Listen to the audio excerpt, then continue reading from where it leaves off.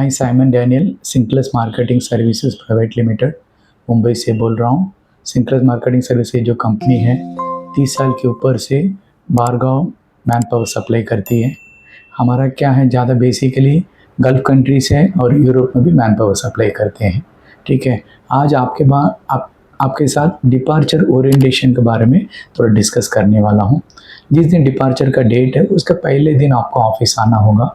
आपके हाथ में हम पासपोर्ट देंगे, टिकट देंगे, वीज़ा देंगे, इंश्योरेंस देंगे। अगर आपका ECR पासपोर्ट है, इमिग्रेशन क्लियरेंस का पेपर भी हम आपके पास देंगे।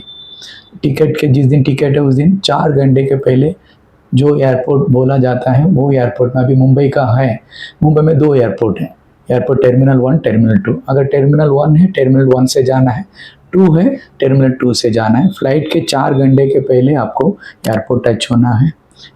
आपको क्या क्या करना है एयरपोर्ट में जाने के बाद जो फ़्लाइट लिखा गया है वो फ़्लाइट के काउंटर में जाना है। जाने के बाद आपका अगर लगेज है, लगेज काउंटर पर देना है। हैंड बैगेज हाथ में ले सकते हो।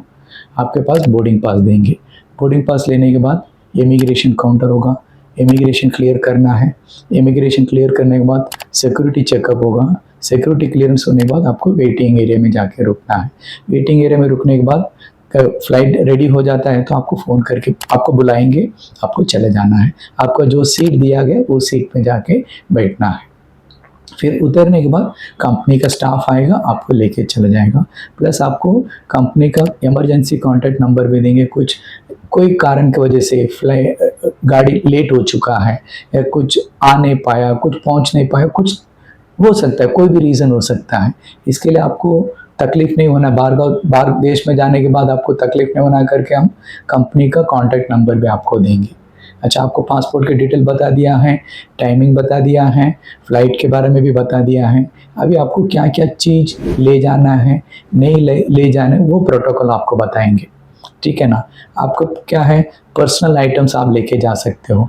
कपड़ा लेके जाइए, जीन्स पैंट लेके जाइए, स्पोर्ट्स शूज़ लेके जाइए, टॉवल लेके जाइए, शेविंग क्रीम लेके जा सकते हो, साबुन लेके जा सकते हो, शेविंग ब्लेड, सीजर लेके जा सकते हैं। लेकिन ये हैंड बैगेज में नहीं रखना है, लगेज में डालना है। क्योंकि क्या है, ये सब शार्प आइटम है, कुछ अंदर कुछ सामने वाले को दूसरे को तकलीफ हो सकता है। और पावर बैंक है ना, हैंड बैगेज में रखना है, लगेज में डालना नहीं, ये आपको ध्यान देना है। ठीक है। जो आइटम्स लेके नहीं जाना है, कोकोनट जो नारियल है, नारियल लेके नहीं, किसी का जो पाउडर हो या नारियल हो, हक्का नारियल हो, कोई भी हो, नारियल लेके नहीं जाना है। सिगरेट, एक इलेक्ट्रॉनिक सिगरेट आता है, वो भी नहीं लेके जाना है। फूड आइटम्स लेके नहीं जाना है, दवाई लेके नहीं जाना है, ड्रग्स लेके नहीं जाना है, और दूसरे का दिया गया पार्सल भी लेके नहीं जाना। क्योंकि हम दूसरे का पार्सल क्यों मना करते हैं, उन्होंने पार्सल करके पैक करके ताला मार के आपको दे दिया है, लेकिन पार्सल के अंदर क्या है आपको पता नहीं। अगर उसके अंदर अगर नशीली चीज़ है, कुछ ड्रग्स है, तो वो जो पार्सल दिया वो तो बच जाएगा, फिर आप कानून के सामने आ जाएंगे। फिर जो कानून जो डिसीजन लेगी वो फाइनल होता है। और कोई लोग क्या करते हैं, काम प्रीवियसली, इसके पहले अभी समझ लीजिए आप कोई कंट्री में गए हैं, वहाँ कोई बैंड होता है तो भी उनका ट्रैवल के लिए कभी कभी तकलीफ होता है। स्पेशली क्या है, आपको कोई कंट्री में अगर बैन होता है ना, आजकल इंटरपोल में मैसेज दे देते हैं। तो बाहर का आप ट्रैवल करते हैं, इंटरपोल का अगर आपका बायोमेट्रिक स्कैन होता है, फिंगरप्रिंट स्कैन होता है, तो आप गलत करके कुछ आते हैं तो एयरपोर्ट में जाते हैं तो पकड़ा जाएगा। तो समझ लीजिए आपका कुछ पुलिस केस हुआ है कोई कंट्री में, तो आपको ट्रैवल एडवाइसेबल नहीं है। अगर क्रेडिट कार्ड फ्रॉड करके आया है तो भी आपका ट्रैवल एडवाइस, क्योंकि मतलब कि आपने ज़्यादा कुछ फ्रॉड किया है, वहाँ का पुलिस केस हुआ है, प्रोजेक्ट में झगड़ा करके आया है, कुछ वहाँ लोकल झगड़ा किया, तो वो लोग आपको तकलीफ़ होगा। आपको जो कंट्री में जाते हो, कंट्री को वैल्यू करना है, कंट्री का रिलीजन वैल्यू करना है। क्योंकि हर कंट्री का अपना अपना रिलीजन है, वो रिलीजन को आपको रिस्पेक्ट करना है, रूल्स एंड रेगुलेशन फॉलो करना है। जो प्रोजेक्ट में जाके काम करते हो, जो कंपनी का हायर अथॉरिटीज़ जो भी बोलते हैं वो आपको सुनना है, प्रोजेक्ट फॉलो करना आपका जिम्मेदारी है। और सेकंड पॉइंट है सेफ्टी है, सेफ्टी भी फॉलो करना आपका जिम्मेदारी है।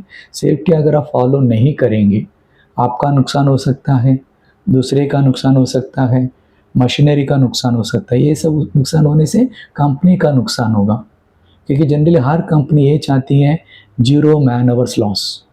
जो मैन आवर लॉस होएगा फिर उनको नया कॉन्ट्रैक्ट में तकलीफ होता है। इस वजह से हम सेफ्टी के ऊपर हायर प्रायोरिटी देते हैं।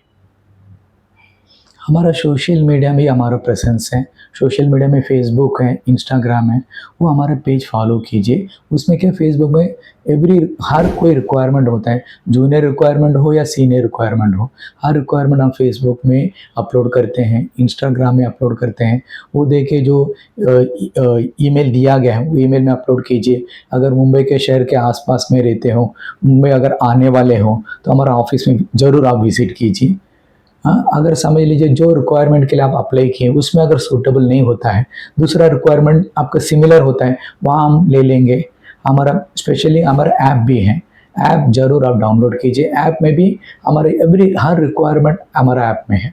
उसमें आपके बारे में, आप कंपनी के बारे में आपको भी जानकारी होगा, प्लस क्या क्या काम नौकरी मार्केट में है, अवेलेबल है, वो भी आपको पता चल जाए। हाँ ठीक है, थैंक यू, धन्यवाद।